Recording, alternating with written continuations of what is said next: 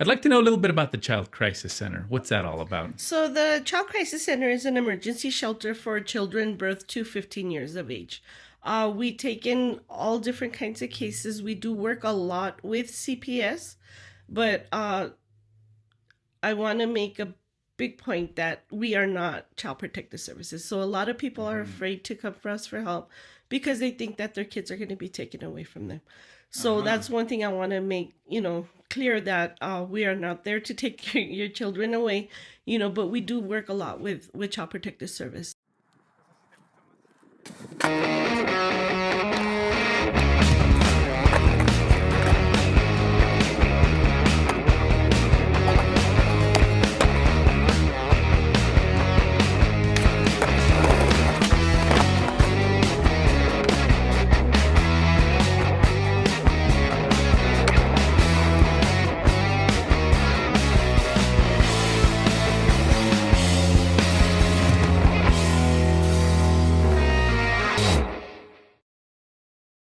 Welcome to the LHP podcast. And once again, this week we have a very special show. And the reason for it is because we always try to find dynamic people in El Paso to be able to talk about their experiences and their agencies that provide so much for our El Paso community.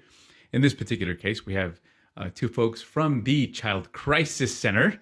We have Miss Terry Regalado and Miss Lady Lopez that's going to talk to us a little bit about their center and why it's so important and why it's beneficial for you, our audience, to know about what they do.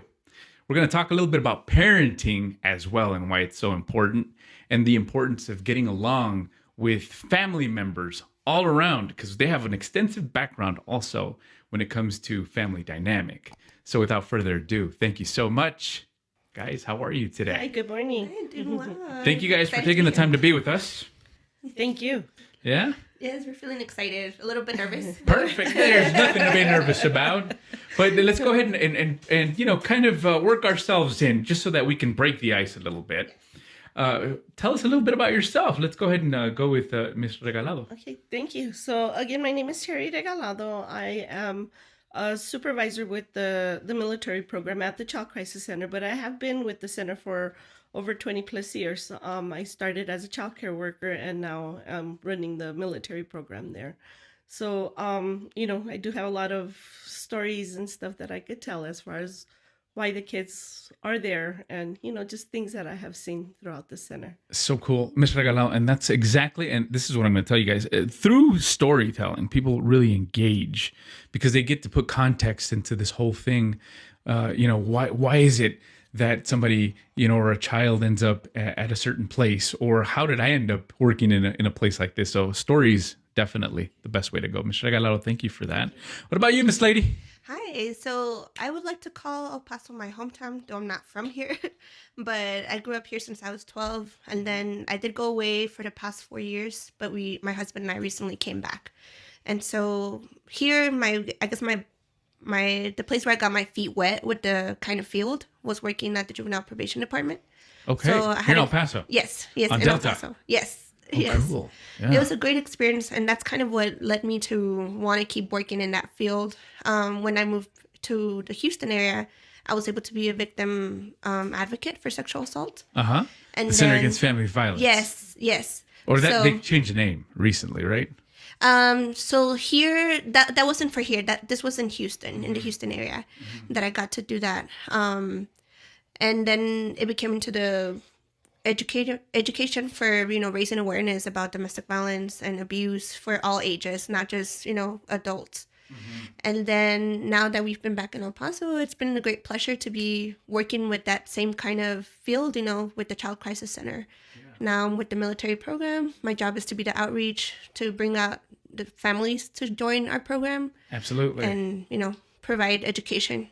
Now, both of you guys talked about the military program, and I'm curious to see what that's all about. But before we actually get into that, I'd like to know a little bit about the Child Crisis Center. What's that all about? So the Child Crisis Center is an emergency shelter for children birth to 15 years of age. We take in all different kinds of cases. We do work a lot with CPS, but I want to make a big point that we are not child protective services. So a lot of people are afraid to come for us for help because they think that their kids are going to be taken away from them. So that's one thing I want to make, clear, that we are not there to take your children away, but we do work a lot with child protective service. So the children can stay there anywhere from a minimum of 24 hours. Up to 3 months has been our maximum stay, but recently we've seen a lot of kids coming in from out of town. So we've seen the stay a lot longer. I think the longest so far is about 10 months that the kids have been staying with us. So, like I said, different reasons that the kids come in, CPS will maybe remove from the house because something's happening. So they'll bring them to the center until they find a more permanent and stable home that they could stay at. Either that or send them back home. So we have seen a lot of kids coming in from Houston, Dallas, San Angelo, San Antonio, just kind of everywhere outside of El Paso. So we've been helping CPS from outside of El Paso try to place kids wherever they need to place them as well. Like I said, I think the youngest that I've seen was 3 days old from the hospital. 3 days old. So we're talking about a little infant that could fit on the palm, basically on the palm of your hand. Yeah. So, and then up to 15 years of age, we get them all sizes, all races, so to be able to work there, you have to have that heart. You have to have that heart to be able to connect with these kids. Yeah. And it's the staff that are there, very dedicated, very very for the kids, I guess you could say. So. Yeah, absolutely. You can't have anybody working in a place like that doesn't have the patience or the heart or the compassion or the passion to work with kids. It just wouldn't make any sense at all.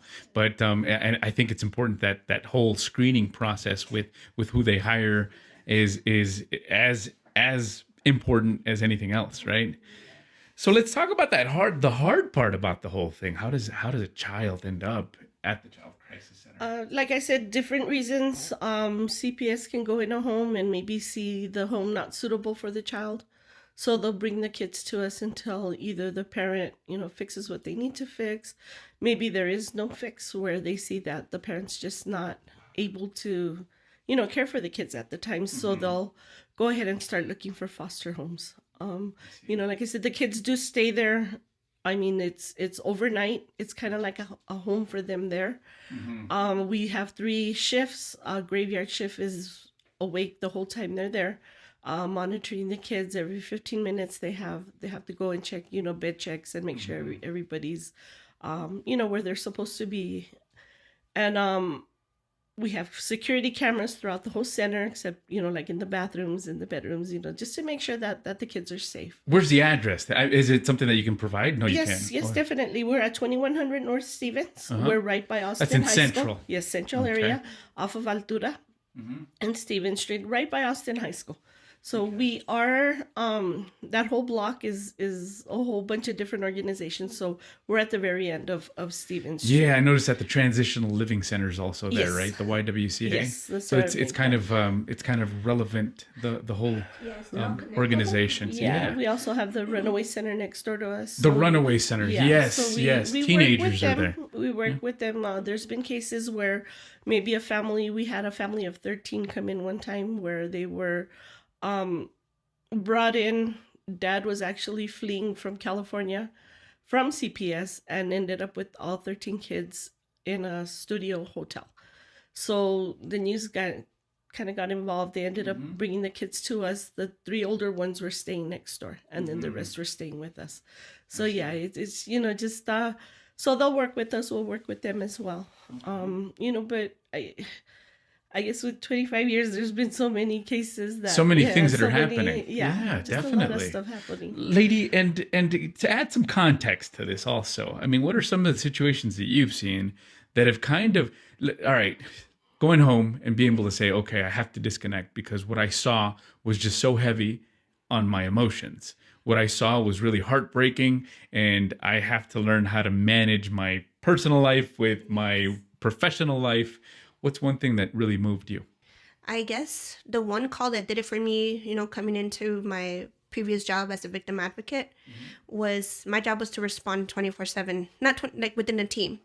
So we would have 24-hour shifts where we would respond to sexual assault calls at the hospital. So this means a call has been placed, somebody has made an outcry, they're taken to the hospital for a forensic exam and a forensic interview.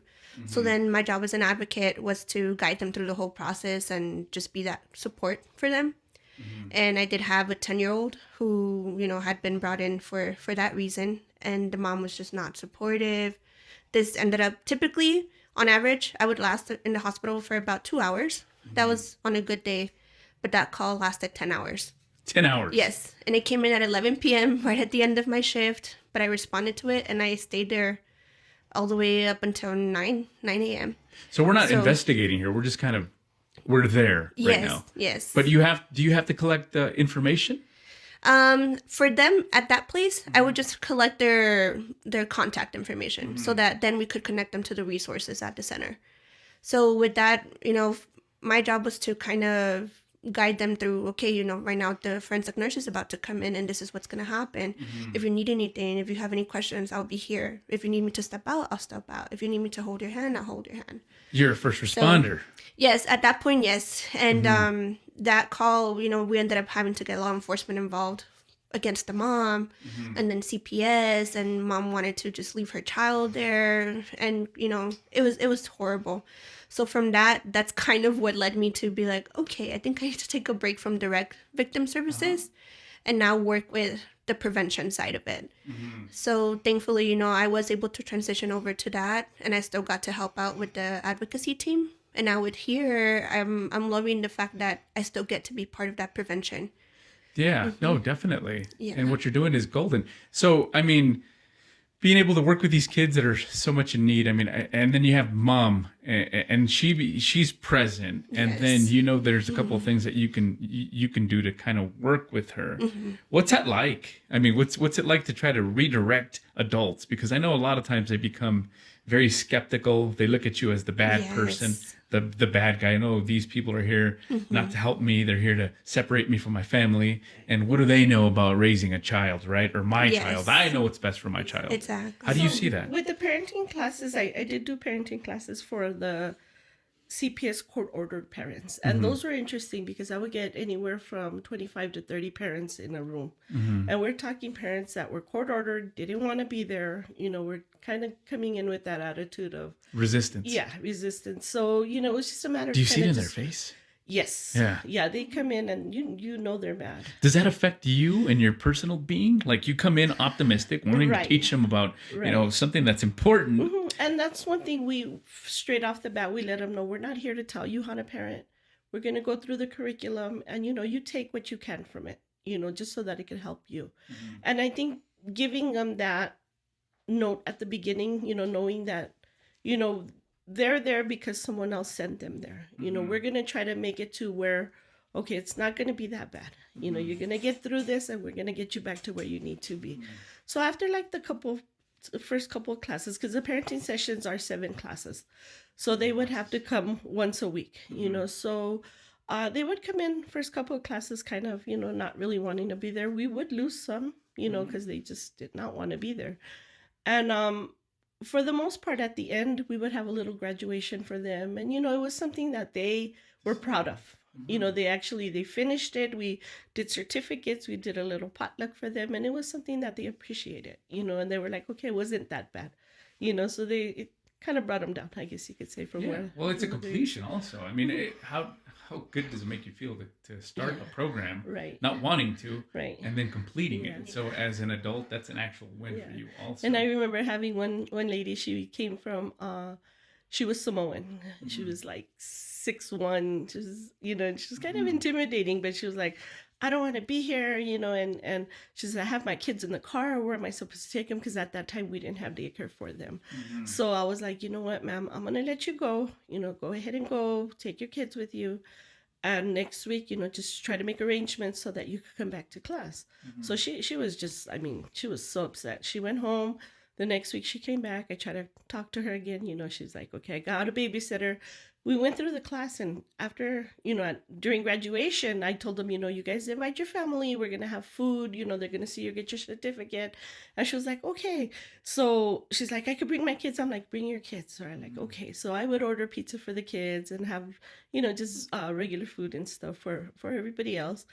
And she shows up and she's got 7 kids. They all start coming in one by one. So I'm like, okay, let's order more pizza. But she was so excited and so happy, because she was completing this class and she wanted her kids to see her get her certificate. So it was really neat.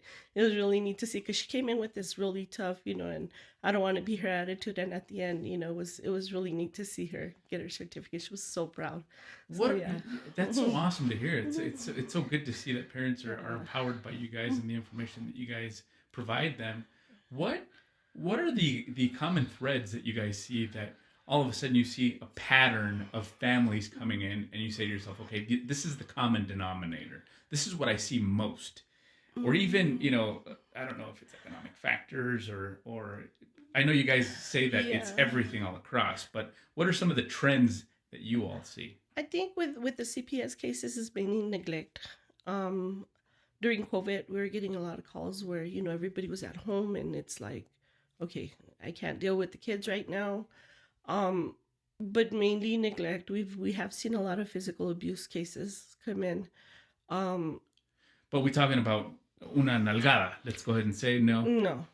No. I mean, it's been to extremes. I've seen kids come in with burn marks. I've seen whip marks from the cords, electrical cords. So no, it's not just a spanking. It gets to the point where there are more physical, I guess, extreme cases.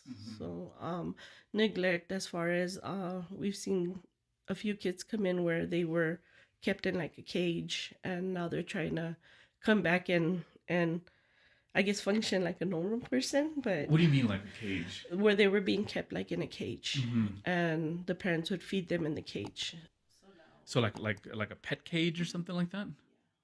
So things like that actually do take place, and the reason for it is because I'd like for people to get more like a context as to what you guys actually deal with. This is not being made up. This is not something that you're saying, okay, all right, well, let me just randomly throw this out there. This is actually something that you guys lived. Yeah. It kind of reminds me of that documentary. I don't know if you guys saw it. It was with the family out in California. It was a little boy, and when you mentioned cage, they would keep him like under this closet. I don't even know what it was. Like a dresser. Yeah. I did see it. Yeah, it was so heartbreaking. Yeah. See, man, I see those type of things, and sometimes you can't even sleep at night, right? Yeah. So how do you, dealing with that?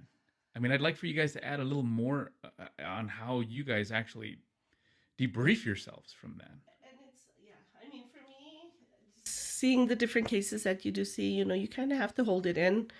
I have the support at home where I could go and kind of vent and then just get it out of my system and then just continue the next day. What do you vent to? So my husband. Okay. My husband. So he listens to you. Yeah, he'll listen. He'll, just hear me out, and then I'll either cry or whatever it is I have to do, and then I'll just kind of, just let go of it. And it'll stay in my mind, but I'll be able to continue the next day. Okay.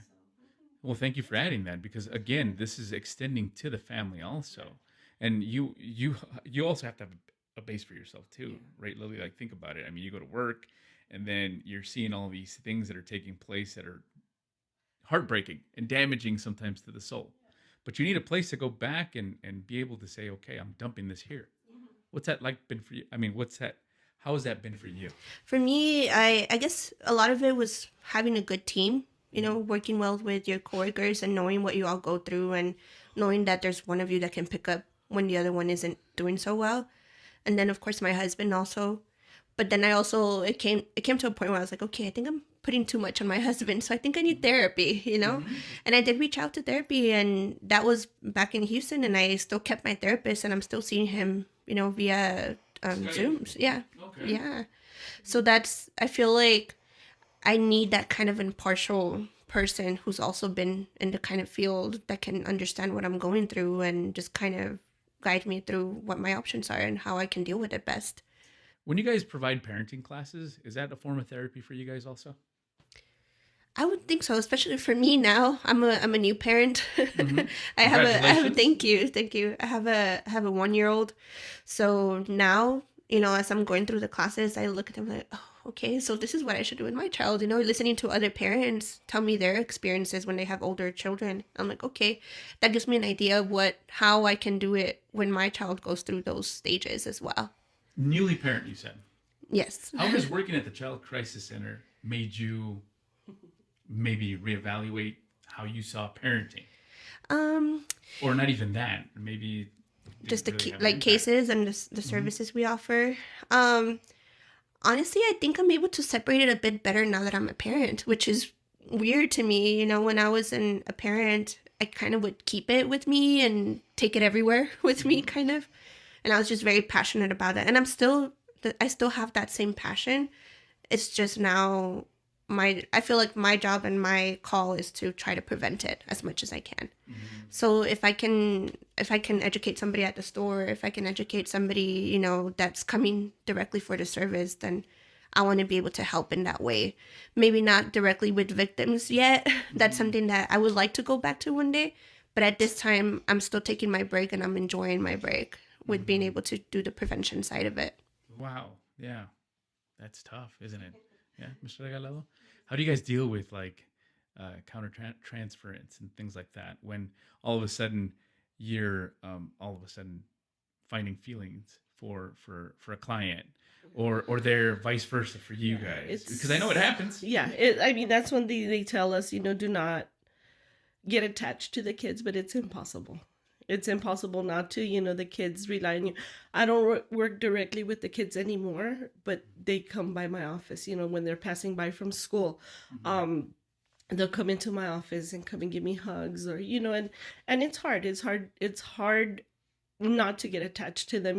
When they leave, a lot of times we don't know where they go. Because CPS will take them, to their next foster home, or if they go back home. So a lot of times we don't hear back from them. So it's not a lot of closure that we get when they do leave. You still wonder what happened to them.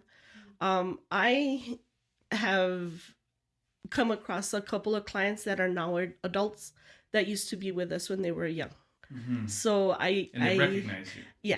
yeah, and it's just a really good feeling because they come up to you. And actually had a few years ago, when it was during Christmas time, there was a little boy standing at my door, and just the face looked so familiar, but I couldn't place him.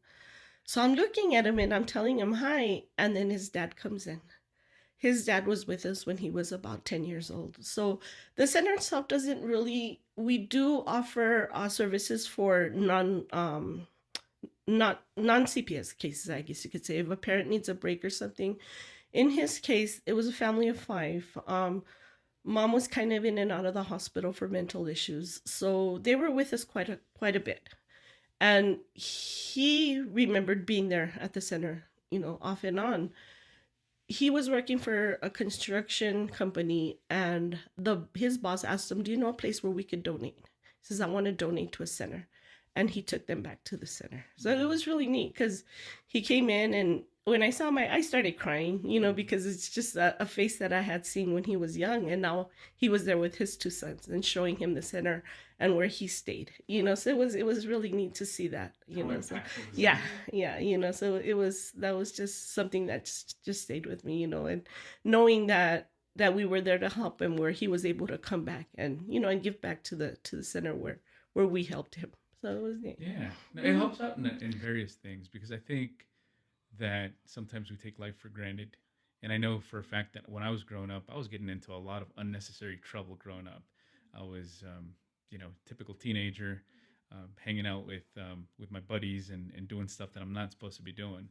So, during home economics class in high school, I decided to take the elective, and then I went to the Child Crisis Center to do my volunteer service. And that only then do you realize how important it is to really treasure and value what you have as far as family. And I didn't see that. So it's definitely something that is very near and dear to one, and say, wow, this really gave me the opportunity to reflect on my own life and to make some changes that are extremely valuable. Yeah. So, can you talk to us a little bit about the military services that you guys have? Yes. So at this time, we have two military programs. And the one that I'm working with is called the Service Members and Veterans Families. So with that one, our job is to provide the parenting classes. It's a series of 7 chapters. I did bring the book with me if you would What like to take a curriculum look. is it? It is called the STEP. The STEP. STEP parenting group. So Great. Can anybody be trained in that? Because if you guys trained in that, I'd love to do that. Yeah. That'd be great. yeah. It's something that you could go online and take the course and get certified for it. Perfect. Yeah. And the STEP is actually the systematic training for effective parenting. So a lot of people think STEP as in being like a step parent, but no, it's got nothing to do yeah, with it's it. got nothing to do with that. Yeah. I'm sorry. Yeah. No, it's okay. So yeah, we provide that, and we also provide case management. So our job is to connect people to resources that they're needing. We do provide basic needs. So of course, this is on donation base. So if anybody would like to donate, we would appreciate to take those donations from you. Because we try to provide diapers, formula, and hygiene products as well. Non-perishable foods. Yes. It's expensive. After a while, it gets expensive, right? So when you're a nonprofit organization, the more we can get the El Paso community to see those eyes towards the Child Crisis Center, and to be able to contribute something good, that is valuable. That's golden. So Yes, and so sorry, just to add It's real okay. quick, No, keep because adding. This is but I good. just want to add because it is for military affiliated families, and the reason why it is for military affiliated families is because a lot of the times they go through those transitions, of having one parent deployed and having most of the times what we see is the mother staying home with their child. But actually now we're starting to see a lot of mothers that are active duty that are having to leave their children behind, either with somebody that they just met or having their parents come and live with them so that they can care for the children while they're deployed. So that's why people ask us, well, why not for the general population? And it's because we see a big need with them there as well. A lot of times they're too scared to seek out resources within the base because they're afraid that people are going to see, what are they going to say, what is my commander going to say? And so we get to step in outside of base and be like, you can come to our office. Nobody needs to know that you're here. We're just here to provide that support. And that one is on a want basis. We don't force them. This is all, if this is something that you feel you want to benefit from, we're here for you. that's perfect. So yeah. Yeah, thank you guys for that. And believe it or not, we've already come to our 10-minute mark. Okay. So I know how quick. Did you see how quick that went? Yeah? Mr. Regalado, you said right now, previously to this, prior to this interview, we talked about how quick it was going to go. So what I want to do is end up on a note where a success story, something that you saw that was really tragic, then all of a sudden, boom, you saw something that was a butterfly, a cocoon effect. And it could be either or. Both of you guys could share something. That'd be great, just so that we could leave off on a good note. Wow. I guess going back to the, seeing the kids after, knowing that they're okay. Just like with this gentleman, he was able to come back and give back to the community. But as far as seeing just the kids go into a home that they're happy in, just making sure that they're okay, I guess, on my part, Yeah. There's so many stories. I guess I drew a blank as to one success story, but just knowing that the kids are okay while they're there at the center, they are 100% safe. So Perfect. Okay, awesome. And is there something that you'd like to invite the El Paso community to do now that they're listening to you? Like Miss Lady said, donations right now, we are really low on our food pantry. We try to get as many donations out to the community, but right now we are kind of struggling with food, non-perishable food, canned food, hygiene products, and this is just something that as it comes in, we do offer it out back to the community. So yeah, but I think that's the main thing right now is just getting that help so that we could keep on helping the community. Thank you for that. Yeah. Yes, we are hiring. Yeah, we are hiring. So yeah, if anybody's interested, Case managers and educators. Yes, for parent educator right now for our team, and then of course for the shelter staff as well. childcare workers. And you guys are taking volunteers, I would imagine, also. Yes, we still take volunteers. Yeah, especially these next coming months, we get really busy with Christmas. The hardest. Thanksgiving. Thanksgiving, Christmas. Christmas. You have, yeah. families that are fragmented and yeah. they need the I do support. have one story from Okay. Christmas. So we were getting ready to shut down a few years ago. There was a really big snowstorm. And so our director said, you know what, nobody's going to come anymore because we give out gifts to the community as well. So we were all happy. We were going to get ready to go and we hear the doorbell. So we go and check and a gentleman came. He had a baby in his hand and a 7-year-old. And he started crying. He didn't have any milk. His wife had been deported back to Mexico. He was with the 5 kids.